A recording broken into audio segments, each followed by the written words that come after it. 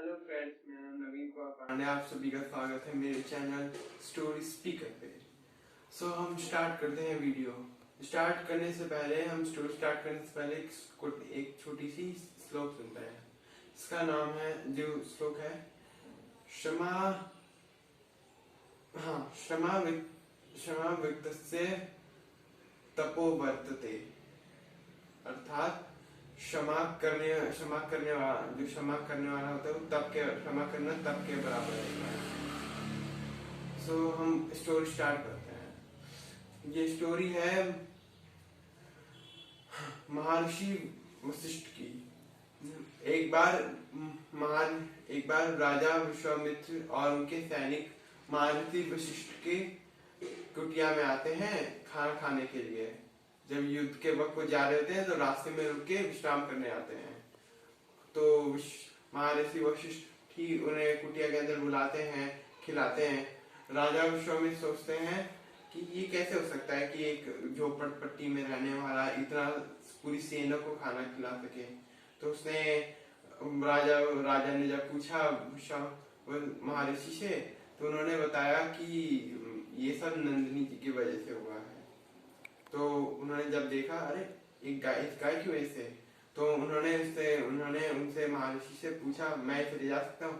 तो महर्षि ने उन्हें मना कर दिया। तो राजा जबरदस्ती करने लगे और उन्होंने अपने सैनिकों को भेजा।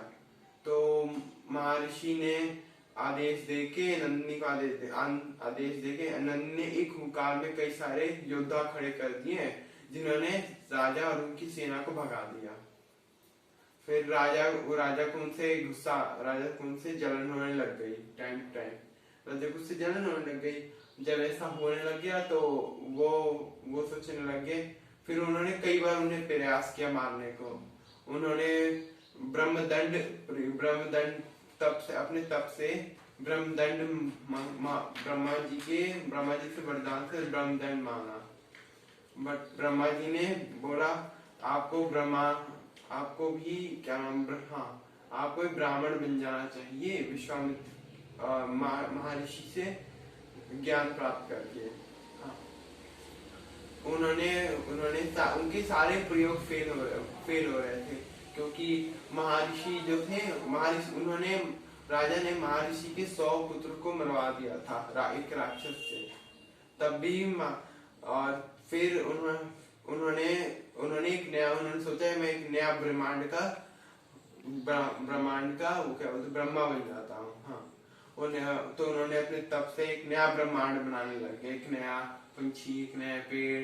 तो जैसे ही वो बना रहे तभी ब्रह्मा जी ने आके उन्होंने रोक दिया, जिसके कारण उन्हें बोला कि ये सारे जो पंछी, जानवर, पौधे अपने जो बनाए हैं वो सारे इसी ब्रह्मांड में ही रहेंगे, आप चिंता मत कीजिए इनके बारे में।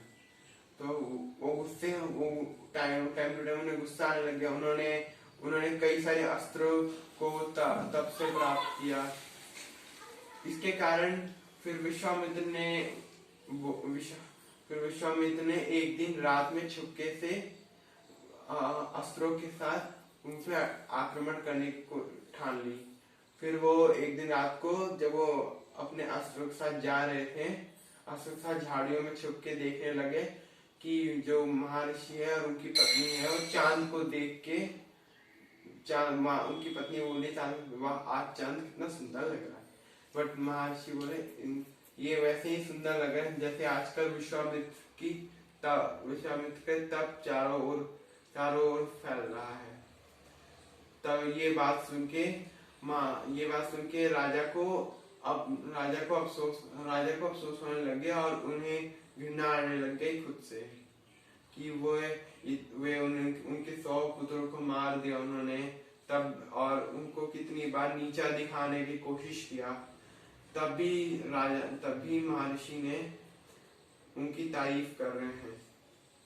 सो आई होप इसके लास्ट में एक आपको कोटेशन भी सुनाऊंगा, यही संस्कृत से रिलेटेड। फिर वे उनकी चरणों में आके